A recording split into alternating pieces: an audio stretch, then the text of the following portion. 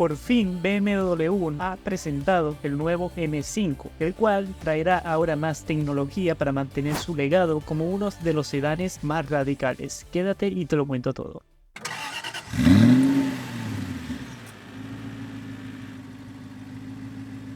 De todos los modelos que ha fabricado BMW en su variante M, el BMW M5 es el que más historia tiene a sus espaldas, y si quieres saber más de estas generaciones previas, te hice un video donde repasamos todos los modelos que han dado vida a esta leyenda. Nació ya hace 40 años con la primera generación del Serie 5, el denominado E28, y desde entonces todas las entregas del Serie 5 han tenido su variante deportiva firmada por el M Sport. La séptima y actual generación del BMW Serie 5 no podía ser la excepción, dado que ahora solo el BMW i5 M60 extrae completamente eléctrico genera solo 601 caballos de fuerza, toda una bala. Ahora, este nuevo M5 también estará electrificado, pero parcialmente porque utiliza un sistema híbrido enchufable M-Hybrid, formado también por un motor V8 Twin Turbo y un motor eléctrico. En conjuntos, ambas mecánicas producen una potencia máxima de 720 caballos de fuerza y un par máximo de 1000 Nm,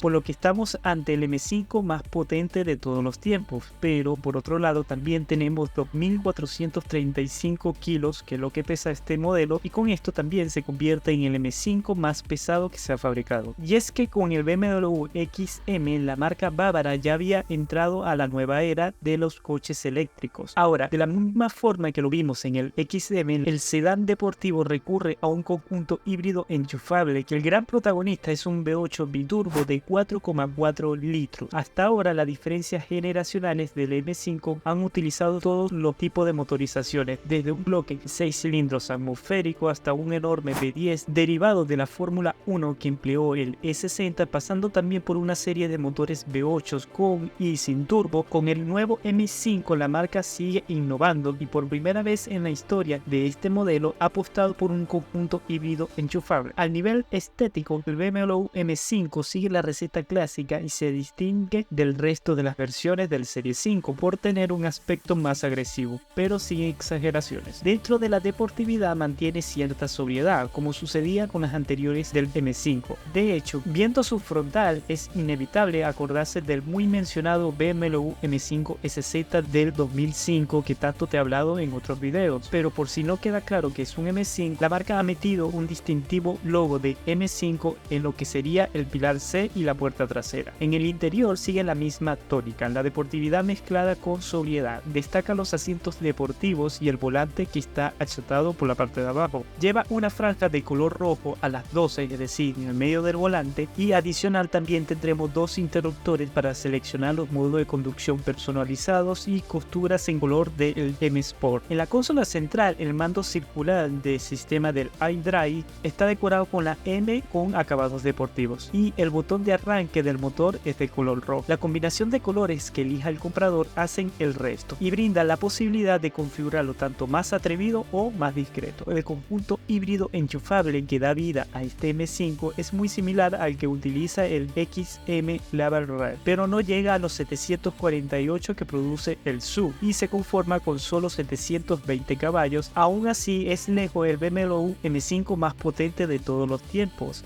El anterior llegó a tener 635 caballos de fuerza en la versión M5 CS, que era su versión más radical. Para desarrollar esa potencia combina un motor, como te dije, de gasolina V8 biturbo de 4,4 litros de 585 caballos de fuerza y un motor eléctrico de 197 caballos de fuerza. Este último se alimenta de una batería de iones de litio de 18,6 kWh de capacidad neta, que permite recorrer hasta 69 kilómetros en modo 100% eléctrico. Esta batería puede cargarse a una potencia máxima de 7,4 kilovatios y necesita 3 horas y 15 minutos para una carga completa. Esta capacidad para funcionar en el modo 100% eléctrico combinado con el músculo del V8 y la parte eléctrica es la principal diferencia entre este M5 y todos los anteriores, pero tiene un inconveniente: el peso.